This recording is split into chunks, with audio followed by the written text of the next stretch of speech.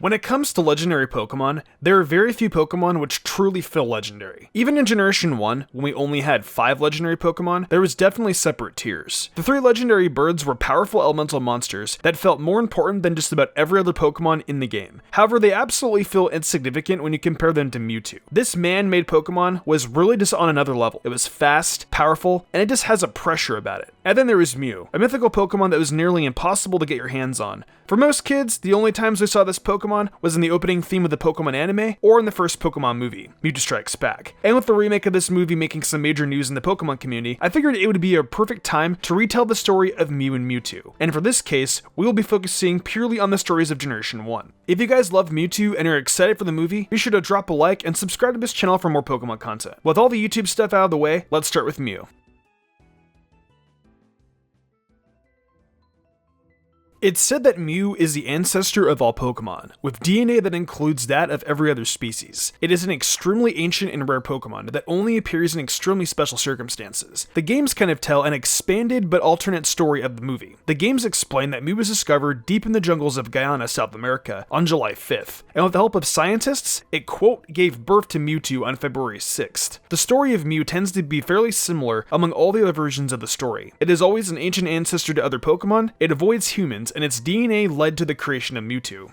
The story of Mewtwo tends to be a little different depending on which medium you look at. Let's start with the movies. While Mewtwo was originally often called a clone, however the creators of the first Mewtwo Strikes Back movie tried to avoid the term because it might scare kids. Instead, Mewtwo was a creation of Team Rocket, which was produced by manipulating Mew's DNA. When Mewtwo emerged from its test tube, it went into a rage and destroyed the Team Rocket lab. Giovanni eventually meets with it and promises that he can help the Pokemon control its power, but instead use it as a weapon. This eventually led to Mewtwo escaping and questioning the meaning and purpose of its life. It turns out giving a human mind to a more or less wild animal can make them question some pretty deep philosophical stuff. It wasn't until 1999 when we received the small expansion on the story, which gave more context on how Mewtwo was made, which was cut from the movie. The scientist, Dr. Fuji, created Mewtwo. Fuji was working on cloning things, including his daughter who had passed away. We see a world where all of the clones are kept together in what is kind of like a shared dream, with all of them communicating with telepathy. However, not all of the clones worked as well as a clone of Mew, and one by one, they begin fading from this dream world. Eventually, it is just a young girl and Mewtwo, and when she fades, Mewtwo is left alone, soon after waking up in the rage at the start of the movie. This opening scene is probably one of the most powerful scenes in the history of the Pokemon anime.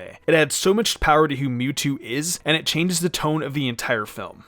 Next up, we have the story of the games. Mewtwo is said to have been born from Mew being called the strongest Pokemon ever, and a result of being cloned from Mew's DNA. The Pokemon was shown to be next to perfect. It had the highest stats in the game, and when you think of its attacks' abilities, you get the sense of how strong it is. It doesn't have an incredibly wide moveset, but it does have one that tells a story. Obviously, Mewtwo is considered the most powerful Psychic type, so it needs to move Psychic. It's supposed to be very fast, so it gets swift. It can create barriers and disable its opponents. If it takes damage, it can always recover from it instantly. And its last 3 moves in Gen 1 were Mist, Amnesia, and Confusion, alluding to how the Pokemon is lost and doesn't know what the meaning of its life is. It's a super interesting part of this Pokemon's design, and you don't see it too often elsewhere in the series.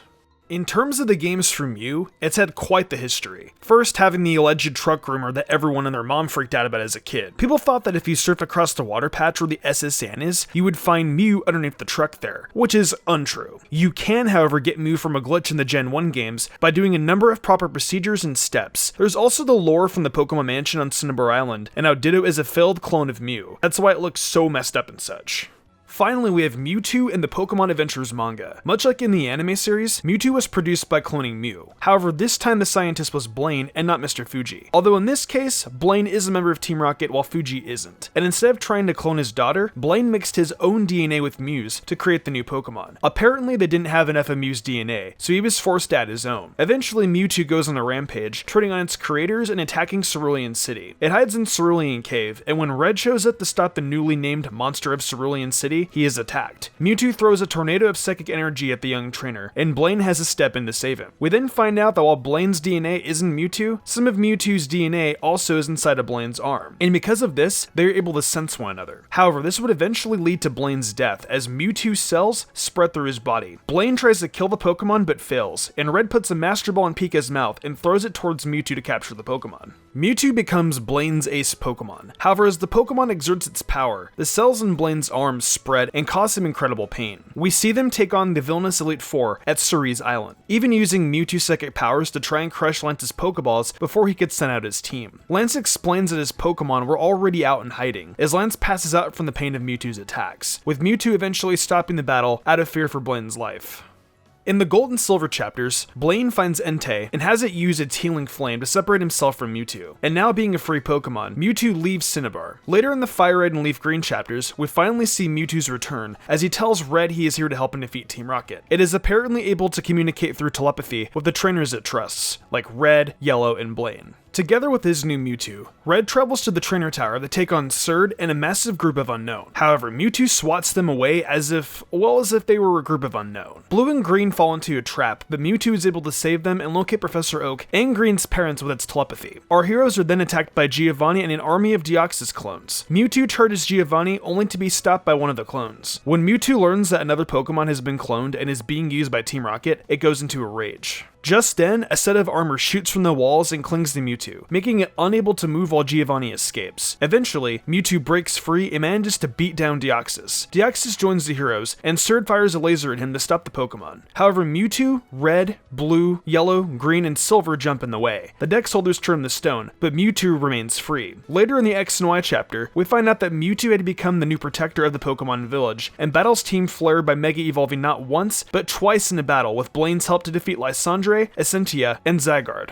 Obviously, the manga is more fleshed out, but I love Mewtwo's arc so much. Being a ruthless monster, learning to trust trainers, and eventually acting in a way that keeps humanity safe and to protect its friends. This Pokemon truly is legendary. One of my favorite parts of this Pokemon that seems to remain constant in every telling of its story is that it is always very emotionally unstable, which is definitely fitting considering the circumstances. However, unlike many other berserking characters, Mewtwo is able to directly express its emotional state through its psychic powers. When it's very upset or confused, they come out in a chaotic way, like when he attacked Red with a cyclone of psychic energy. And when he is calm and collected, he's able to do more dexterous things with his powers, like breaking a Pokeball's locking mechanism. It's definitely very interesting to give a Pokemon that is given sentience, along with the slew of trauma, a nearly all-powerful set of psychic powers. He can read minds, make himself or other objects levitate, create barriers, heal himself, create psychic storms, destroy cities, or even protect his friends. Mewtwo can do it all. And I know the new movie looks a little strange, but I'm totally hyped to check it out. I can't wait to see a retelling of one of my favorite childhood movies, and hopefully they keep in the bit about Mr. Fuji's daughter this time.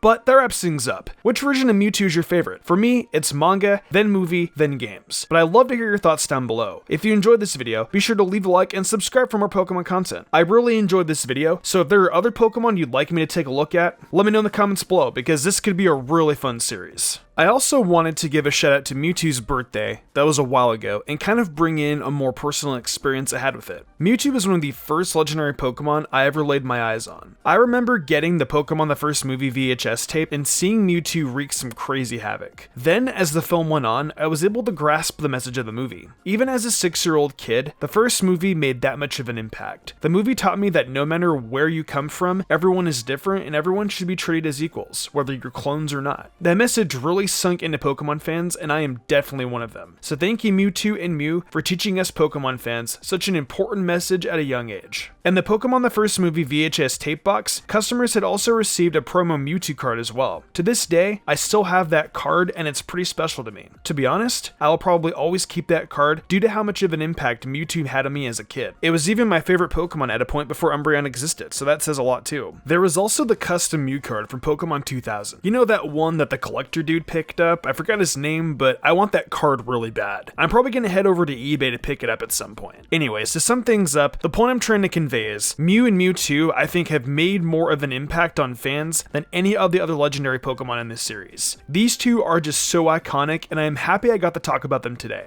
Anyways though, before things get too sentimental, I think I'm just gonna go ahead and cue the outro. If you enjoyed the video, why not leave a like and subscribe to my channel with notifications on, that way you never miss an upload. If you want to support me further, consider following my Twitch where I stream a lot of Pokemon content and all kinds of other Nintendo content like Zelda, Fire Emblem, and much more. Also, I've been reviewing every episode of My Hero Academia Season 4 over on MysticSage, so head over there if you're into that too. I would love that a lot. Want to support me further in Game Call Perks? Check out my Patreon. Daniel Leone, Lady Crimson, Memory Martin, The Lazy Leo, Matthew Young, Awesome Lego, Jarrett Weiss Austin, Sodden Grider, Nigma97, and Kermit117 did, and I want to thank them personally for going above and beyond. It means the world to me. I think I'm gonna wrap this up though. I'm Mr. Gumbrand, and I will see you in the future for more awesome Pokemon content.